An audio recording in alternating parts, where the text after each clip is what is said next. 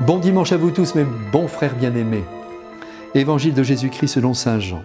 Marthe et Marie, les deux sœurs de Lazare, envoyèrent dire à Jésus « Seigneur, celui que tu aimes est malade. » En apprenant cela, Jésus dit « Cette maladie ne conduit pas à la mort, elle est pour la gloire de Dieu, afin que par elle le Fils de Dieu soit glorifié. » Jésus aimait Marthe et sa sœur ainsi que Lazare.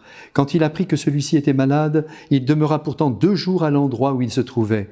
Alors seulement il dit aux disciples « Revenons en Judée. » Quand Jésus arriva, il trouva Lazare au tombeau depuis 4 jours déjà.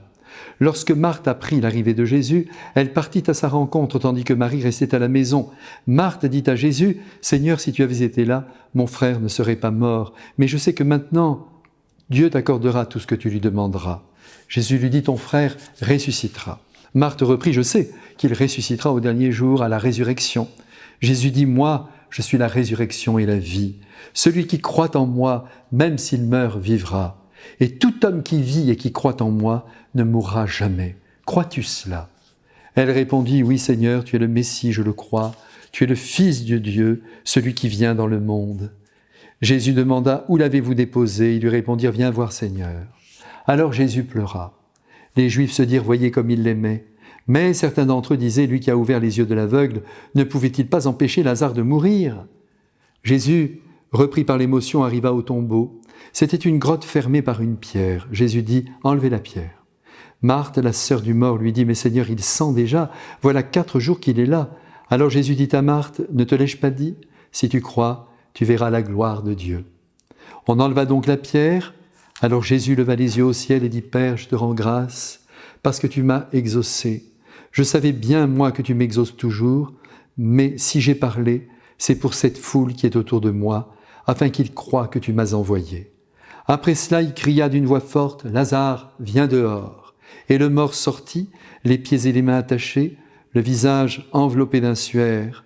Jésus leur dit, « Déliez-le et laissez-le aller. » Les nombreux Juifs qui étaient venus entourer Marie et avaient donc vu ce que faisait Jésus, crurent en lui. Mes frères bien-aimés, la page d'évangile de ce jour est pour nous tous, je pense, une source d'espérance extraordinaire. D'abord, c'est toujours émouvant de retrouver Jésus plus humain que jamais, proche des uns et des autres, et notamment de ses grands amis que sont Marthe, Marie et Lazare. Oui, il faut le rappeler, le Christ s'est investi dans l'amitié. Aujourd'hui, vous savez, on ne parle que de couple. Les histoires d'amour foisonnent, très bien, et on ne donne à l'amitié, malheureusement, qu'un lot de consolation face à l'amour. Jean Cocteau disait toujours « Je fais mieux l'amitié que l'amour », et c'est peut-être votre cas. Bien sûr, je veux parler de la véritable amitié, de ces liens indéfectibles qui parfois naissent en notre vie. Et je souhaite d'ailleurs à tout un chacun de rencontrer un jour dans sa vie au moins un ami comme on disait jadis, intime, en qui l'on peut déposer ce que l'on porte en soi en toute confiance, comme si on se parlait à soi-même. Cette amitié, c'est vrai, elle est rare. C'est un don de Dieu, mais n'oublions jamais que si dans un lien, on accepte de passer du temps avec cet ami, si on veut bien tout partager avec lui ou avec elle, si on fait preuve d'une grande générosité, on recevra au centuple. Et aujourd'hui, c'est bien le cas de Marthe et de Marie qui vont recevoir en retour de l'accueil qu'elles réservaient souvent à Jésus, la résurrection de leur frère.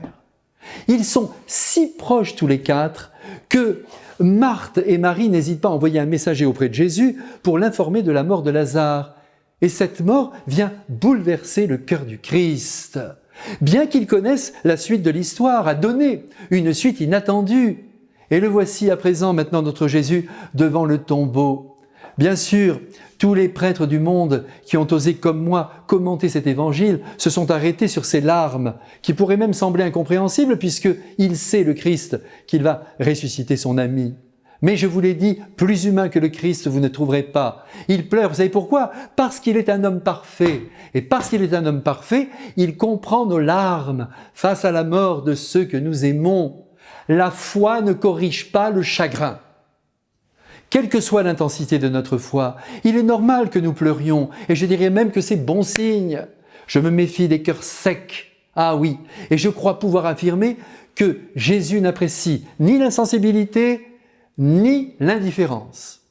Avançons, un ordre du Christ vient de retentir, déceler la pierre. Un trou noir, béant, une odeur d'outre-tombe et un cri. Lazare, viens dehors. La suite, vous la connaissez, elle est miraculeuse, opposée aux évidences, comme à toute logique humaine. Et ce sera la vôtre, et ce sera la mienne. Nous sortirons un jour de nos tombeaux, que nous ayons été incinérés ou couchés dans nos cercueils, et nous recevrons au dernier jour de ce monde un corps lumineux, semblable à celui du Christ et de sa mère, pour courir bien sûr dans les jardins du ciel. C'est pas une bonne nouvelle ce que je vous annonce aujourd'hui?